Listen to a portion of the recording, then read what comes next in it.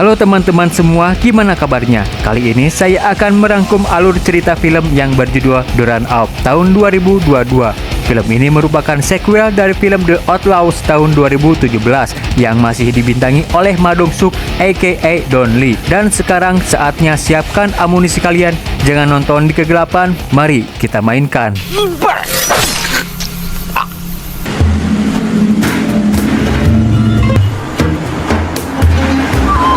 Film berawal di negara Vietnam. Ada seorang anak dari miliarder terkenal di Korea, dia bernama Choi Yong-gi, akan membuka sebuah bisnis di daerah itu dengan dibantu oleh kenalannya yaitu Jong-hun. Choi Junior diperkenalkan dengan satu orang lagi yang akan menjadi partner bisnisnya sebagai pemandu para turis Korea. Dia bernama Kang Hae-sang dengan titel yang katanya dari keluarga terkaya di Korea. Meskipun harta berlimpah, tetapi Choi Junior tidak mempunyai etika sopan santun kepada orang baru yang baru ditemuinya. Dengan begitu, Kang dan rekannya menghajar habis-habisan Choi sampai babak belur. Ternyata Kang bukan berniat berbisnis dengannya, tetapi Kang berniat untuk menculik Choi Junior untuk sebuah uang tebusan yang cukup besar.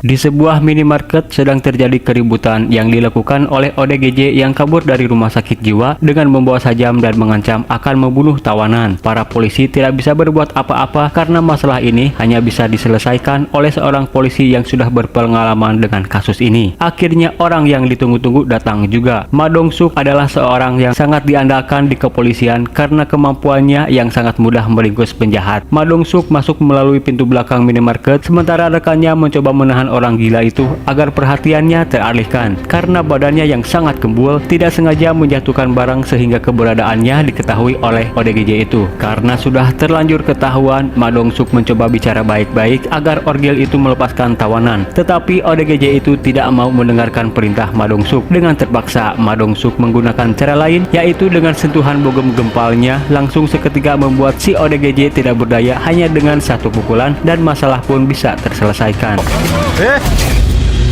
형. 아이고 괜찮아. 눈 가려가. 너네 반장은 그냥 테러범이야. Atas kejadian kemarin, seluruh berita menyiarkan aksi Ma Dong-suk yang meringkus penjahat dengan sangat mudahnya. Kapten Jeon tiba dengan memberikan tugas kepada Ma Dong-suk untuk pergi ke Vietnam dengan sebuah misi, yaitu menangkap napi 3 bersaudara asal Korea yang kabur ke Vietnam. Salah satu dari mereka, orang yang diperlihatkan di awal film, yaitu Jong-hun, menyerahkan diri ke kepolisian Korea di Vietnam atas kejahatannya. Ma Dong-suk akan pergi menjemput Jong-hun bersama Kapten Jeon ke Vietnam. 오, 벌써 빌리그. 됐어? 우리 반장 멋있다. 아유, 제가 좀 늦었습니다. 한국 총영사관 Singkatnya, mereka sampai di kantor polisi Vietnam dan dijemput oleh seorang diplomat Korea yang bertugas di konsulat Vietnam bernama Park Chang-soo. Kita panggil beliau Pak Chang. Sebelum menjalankan tugas, mereka mampir di angkringan Mang Anton untuk membicarakan kondisi konsulat Korea di Vietnam. Secara kebetulan, Ma Dong-suk bertemu dengan mantan gangster Korea, kita panggil saja Ujang, yang sekarang memulai bisnis di Vietnam bersama rekannya. Sambil ngobrol ngalor ngidul, Ujang mewanti-wanti Ma Dong-suk karena di Vietnam tingkat kejahatan sangatlah tinggi. Polisi di sana seperti tidak ada artinya karena setiap tempat dipenuhi oleh gangster dan mafia yang berbahaya. Tetapi Ma Dong-suk dan Kapten Jeon menutupi misi mereka di Vietnam agar tidak ada yang mencurigai bahwa mereka dari kepolisian. 어디로 올라가? Di kantor konsulat Korea di Vietnam, mereka mendatangi dan menginterogasi Jong-hun kenapa dia dengan sengaja menyerahkan diri untuk ditangkap. Tidak ada jawaban yang membuat Ma Dong-suk puas hanya dengan interogasi biasa. Ma Dong-suk memulai dengan interogasi yang menyakitkan. Dengan tidak ingin diketahui oleh semua petugas, Kapten Jeon menutup kamera CCTV dan Ma Dong-suk menjalankan aksinya, memaksa Jong-hun mengaku apa yang sudah terjadi. Jong-hun berdalih bahwa rekannya yaitu Jong-du mencoba untuk membunuhnya karena Jong-hun mengganggu pacar si Jong-du. Tetapi Ma Dong-suk tahu kalau dia sedang beralibi. Untuk lebih detailnya, Jong-hun memberitahu Ma Dong-suk menemui Jong-du dan memberikan alamat penginapannya dengan menanyakan lokasi itu ke Pak Chang. 여기다. Setibanya di lokasi penginapan Jongdu, Ma Dong-suk merusak gagang pintu agar bisa masuk ke sana karena Jongdu tidak merespon mereka. Ternyata Jongdu sudah tewas dengan sangat tragis. Kejadian ini sangat mencurigakan. Ada sesuatu yang Jong-hun sembunyikan. Alhasil mereka kembali menginterogasi Jong-hun. Jong-hun pun sangat terkejut karena rekannya mati dibunuh secara tragis di penginapannya. Pak Chang tidak ingin Ma Dong-suk berbuat seenaknya di kawasan kantor konsulat karena akan menyebabkan mereka diusir dari Vietnam. Agar Jong-hun mengaku dan memberikan semua informasinya, Ma Dong-suk berencana melepaskan Jong-hun di Vietnam dan tidak akan membawanya ke Korea. Karena tidak ingin bernasib sama seperti rekannya, akhirnya Jong-hun memberikan semua informasi yang ia miliki. Jong-hun dengan dua rekannya yang lainnya yaitu Ki-baek dan Jong-du menculik seorang pria kaya asal Korea bernama Choi Yong-gi yang sudah diperlihatkan di awal film. Penculikan itu Jong-hun lakukan dengan bekerja sama dengan Kang Hae-sang dan satu rekannya. Tetapi negosiasi mereka berantakan karena uang yang dihasilkan tidak sesuai dengan ekspektasi dari Kang Hae-sang. Harusnya mereka mendapat bagian tiap orang $1 juta. Jong-hun dan kawan-kawan berseteru dengan kelompok Kang Hae-sang karena dianggap Jong-hun dan kawan-kawan tidak bisa melakukan tugas dengan baik dan benar. Di saat perseteruan itu, Choi Junior berhasil kabur dari mobil. Alhasil mereka pun mengejar Choi dan berhasil menangkapnya kembali. Choi berjanji akan memberikan uang masing-masing 1 miliar jika mereka bersedia melepaskannya, dan uang itu ada di brankas di hotelnya. Choi memberikan kode brankas itu kepada Jong-hun dan kawan-kawan. Kang Hae-sang datang langsung membunuh Choi Junior saat itu juga. Rekan Jong-hun memaki Kang karena kalau saja Choi tidak dibunuh, maka seluruh harta yang dibawa Choi akan menjadi milik mereka. Tetapi rekan Kang Hae-sang langsung menggoroknya untuk mengurangi pembagian hasil. Dengan melihat kejadian mengerikan itu, Jong-hun tidak bisa berbuat apa-apa. Malam hari di sebuah tempat, mereka menguburkan jasad kedua orang itu dan Kang Hae-sang langsung mengambil semua uang Choi Junior di brankasnya. Tidak puas dengan hasil yang didapatkan, Kang Hae-sang memotong tangan Choi dan memotretnya sebagai bukti kepada orang tua Choi bahwa Choi diculik, agar Kang Hae-sang bisa mendapatkan uang tebusan lebih dari yang ia dapatkan di brankas milik Choi. Nabi Muhammad Shallallahu Alaihi Wasallam bersabda, seandainya manusia diberi satu lembah penuh dengan emas, tentu manusia itu menginginkan lagi yang kedua. Jika dia diberi yang kedua, tentu dia akan meminta yang ketiga. Tidak ada yang memuaskan hasratnya selain perutnya yang dipenuhi tanah. Pintu taubat masih terbuka bagi siapapun yang ingin bertaubat. Mereka selalu menginginkan yang lebih, tidak peduli apakah cara yang ditempuh baik atau buruk. Keserakahan manusia tidak pernah hilang kecuali kematian menjemputnya. Maka dari itu, Jong-hun dan Jong-du kabur setelah Kang mendapatkan uang tebusannya. Selama kejadian itu, hidup Jong-hun tidak tenang seperti ada yang mengawasinya setiap saat. Itulah alasan Jong-hun menyerahkan diri agar dia dipulangkan ke Korea dan ditindak di sana. Sekarang hanya menyisakan Jong-hun yang menjadi saksi perbuatan Kang Hae-sang setelah Jong-du dilenyapkan oleh Kang. Ma Dong-suk akan mencari mayat Choi Junior dan mayat yang lain sebagai bukti adanya kasus pembunuhan oleh orang Korea. Jong-hun memberikan alamat lokasi mayat Choi dan yang lainnya. Sebelum mencari mayat korban pembunuhan, Ma Dong-suk menghubungi rekan di Korea untuk mencari informasi tentang identitas Kang Hae-sang dan Choi Junior. Tidak seperti di Korea, para petugas kepolisian di sana tidak begitu perhatian terhadap kasus yang terjadi. Percuma saja mereka meminta bantuan ke pihak Vietnam, maka Ma Dong-suk akan membereskan kasus ini dengan caranya sendiri sebelum Kang Hae-sang kabur ke negara lain.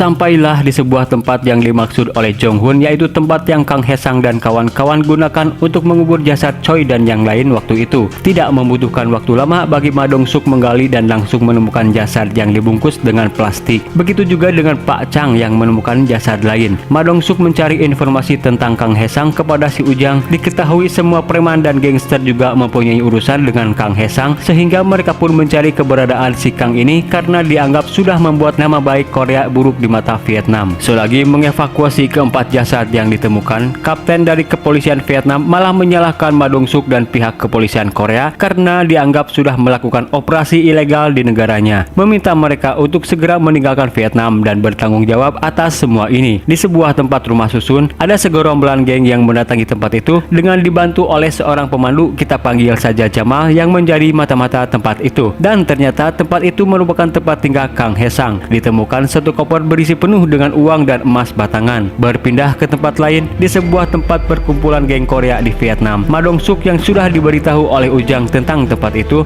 mencari seorang pemimpin bernama Roku, juga orang yang sedang mencari Kang Hae-sang. Ma Dong-suk disambut dengan cara kasar oleh orang-orang itu. Ma Dong-suk pun membalas dengan sambutan khas, yaitu dengan bogem gempalnya.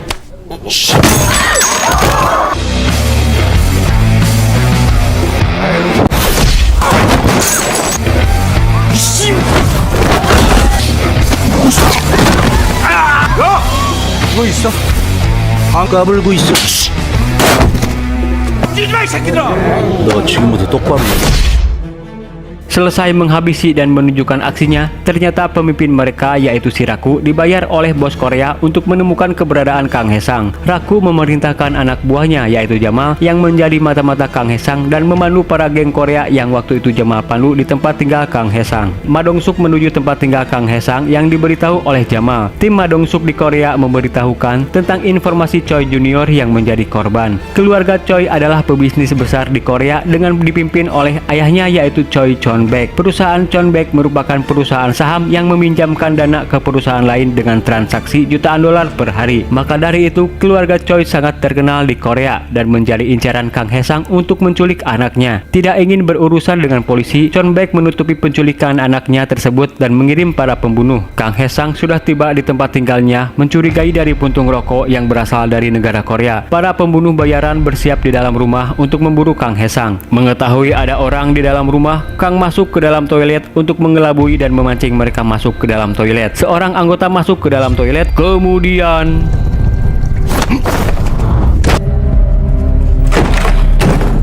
selesai menghabisi satu orang, Kang Haesang menyerang semua kelompok itu dengan mudah, memperlihatkan bahwa Kang bukan penjahat ecek-ecek yang mudah dihabisi begitu saja. Siapapun itu, jika sudah berurusan dengannya, maka persiapkanlah pemakaman.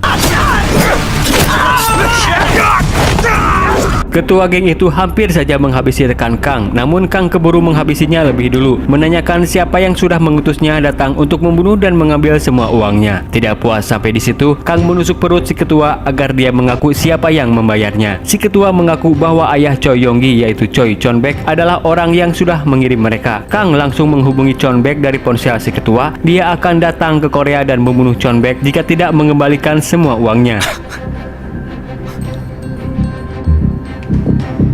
Ma Dong-suk datang terlambat ke tempat itu melihat begitu banyaknya mayat yang menjadi korban dari ganasnya Kang Haesang. Kemudian Kapten Jeon berhasil dilukai oleh Kang yang muncul secara tiba-tiba. Pertarungan 2 lawan 1 bukan hal sulit bagi Ma Dong-suk untuk membuat lawannya kewalahan. Kapten Jeon menembakkan pistol sebagai peringatan, tetapi itu bukan ide bagus, membuat Kang melarikan diri. Sempat dirobohkan oleh Ma Dong-suk, tetapi rekan Kang menahan Ma Dong-suk dan mengorbankan diri agar Kang bisa kabur.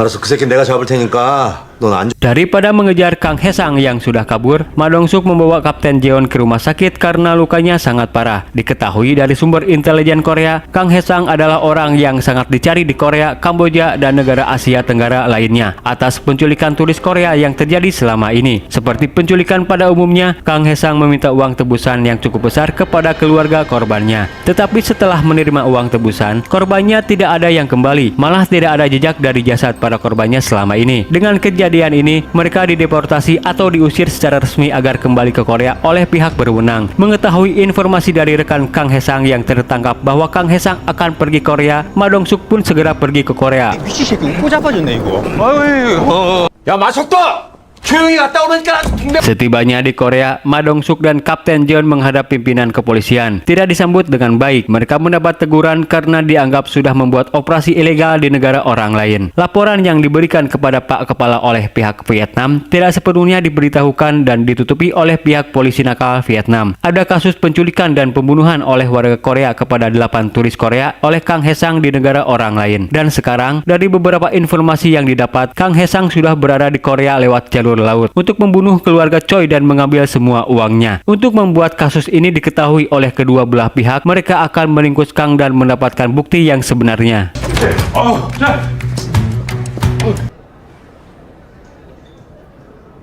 Di acara duka keluarga Choi, mereka bertemu dengan istri Choi Chon Baek, kita sebut saja Ibu Mira, berterima kasih kepada kepolisian karena sudah membawa jasad anaknya kembali ke Korea. Sementara salah satu rekan Ma Dong-suk menemukan mobil yang dicurigai milik Kang Haesang yang sengaja disembunyikan. Ma Dong-suk langsung menuju TKP dan benar saja, itu adalah mobil serupa yang mereka periksa di CCTV saat menemukannya di CCTV pelabuhan. Tetapi Kang sudah menghilangkan jejak agar tidak dicurigai.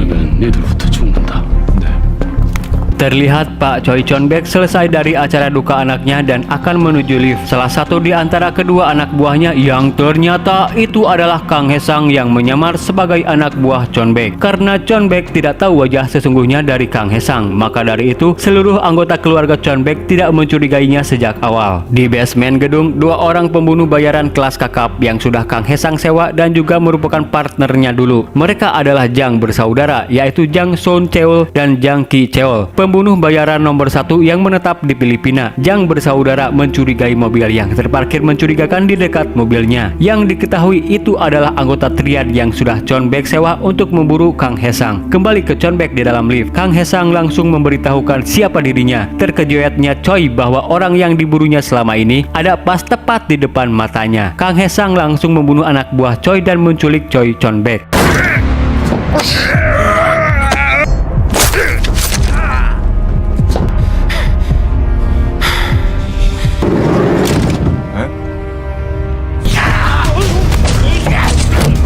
Jang bersaudara menghabisi pembunuh bayaran Chon-bek dengan sangat mudahnya dan meminta bayaran lebih karena kelompok triad yang mereka habisi tadi tidak ada dalam daftar misi mereka. Sementara anggota Ma Dong-suk yang mengawasi CCTV melihat di basement Chon-bek diculik oleh Kang Hae-sang. Kedua polisi itu langsung mengejar mobil Kang Hae-sang dan tidak membuahkan hasil, tetapi mereka berhasil menandai mobilnya. Singkatnya, Ibu Mira mendapatkan rekaman dari Kang yang dikirim melalui paket yang berisi ancaman serius. Jika suaminya itu ingin selamat, maka dia harus menyediakan uang senilai 22 miliar, jumlah yang tidak sedikit. Saat ini polisi mendapatkan laporan bahwa Kang menyewa pembunuh lain yang datang dari Filipina, yaitu Jang bersaudara. Ma Dong-suk dan rekan-rekannya pun mulai menyusun rencana. Meskipun keluarga Choi mempunyai catatan buruk, tetapi kasus ini melebihi apa yang sudah perusahaan Choi perbuat. Mereka akan memberikan uang tebusan langsung secara cash, karena jika dikirim melalui transfer, Kang akan bebas berkeliaran dan kabur kemana saja dan polisi tidak bisa menangkapnya. Dan sangat diragukan tentang keselamatan nyawa Chon-bek. Negosiasi berjalan lancar, tetapi pihak kepolisian akan memakai sopir orang lain, bukan dari anggota kepolisian, agar tidak dicurigai oleh Kang.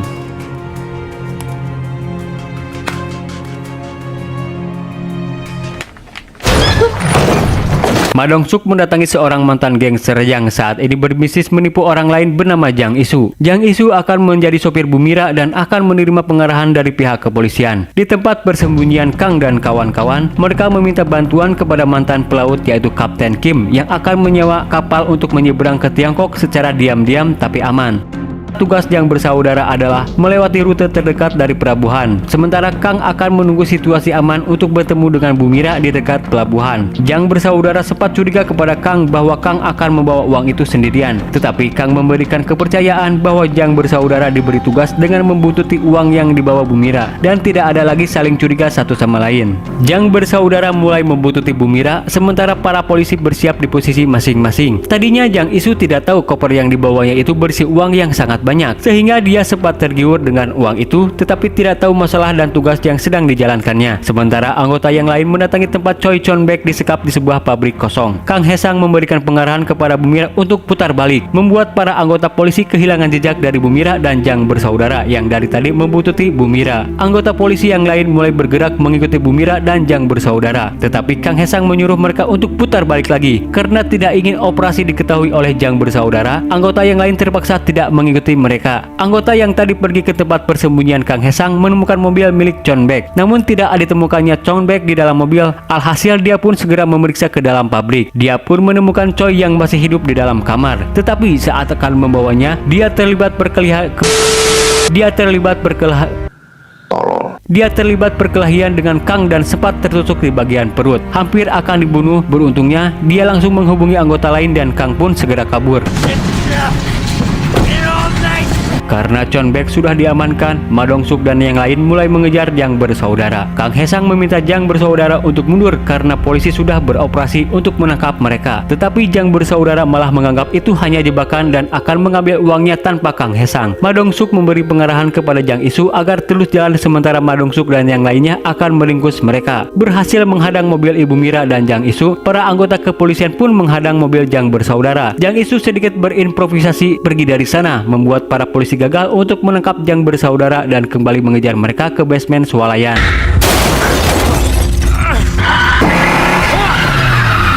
Jang Isu berhasil membandingkan Jang Song Cheo karena melihat anggota polisi mengejarnya. Kembali kabur membawa uang itu. Sementara anggota polisi melawan Jang Song Cheo, pertarungan pun terjadi. Karena kalah jumlah, Jang Song Cheo berhasil dikalahkan oleh kedua polisi tersebut dan langsung meringkusnya. Sementara Jang Ki-chol masih mengejar Bumira di dalam swalayan. Bumira berhasil ditangkap. Ma Dong-suk yang tiba di dalam swalayan segera mendatangi sumber keributan. Hampir saja Bumira dibunuh. Kalau saja Ma Dong-suk tidak segera tiba di sana, dengan sangat mudah Ma Dong-suk bisa mengalahkan Jang Ki-chol.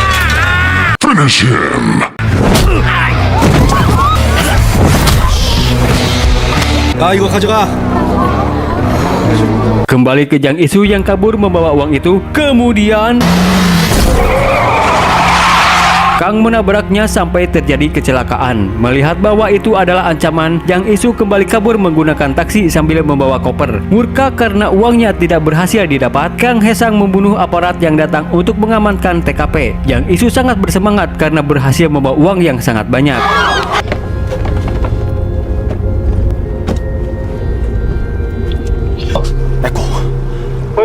Jang Isu berniat kabur dengan menggunakan kapal laut, meminta dan membayar 4 kali lipat dari biasanya kepada Kapten Kim untuk disediakan kapal menuju Tiongkok. Tidak ketinggalan, Kang Hae-sang pun mendatangi Kapten Kim, mengancam si kapten memberikan kapal yang sudah Jang Isu pesan. Selagi menunggu jemputan dari anak buah si kapten, Kang Hae-sang segera mendatangi lokasi penjemputan Jang Isu. Dengan sangat polontong dan tidak tahu menau, Jang Isu mencoba menantang Kang Hae-sang dengan hanya bermodalkan pisau cukur, sementara Kang menggunakan golok besar, membuat Jang Isu ngeper atau ngedon dan pergi dari sana meninggalkan koper. 오지 말라.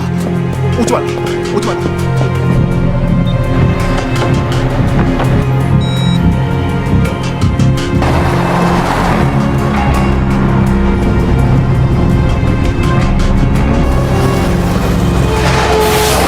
Dirasa rencana melarikan dirinya berhasil dan lancar, tiba-tiba saja jalanan macet dan ternyata itu adalah Ma Dong-suk. Mengetahui kalau Kang Hae-sang ada di dalam bus berkat Jang Isu yang sudah memberikan informasi. Sebelum memulai aksinya, Ma Dong-suk meminta para penumpang untuk turun dari bus. Kang Hae-sang berniat membagi dua uang itu dengan Ma Dong-suk. Tetapi Ma Dong-suk bukanlah orang yang mudah diperdaya dengan uang berapapun jumlahnya. Ma Dong-suk sangat menjunjung tinggi keadilan yang harus ditegakkan. Maka tidak ada jalan lain selain Kang harus berhadapan dulu dengan jagoan kita yang satu ini. Sampai saya tidak bosan menonton Ma Dong-suk yang menghajar villain inti di film-filmnya.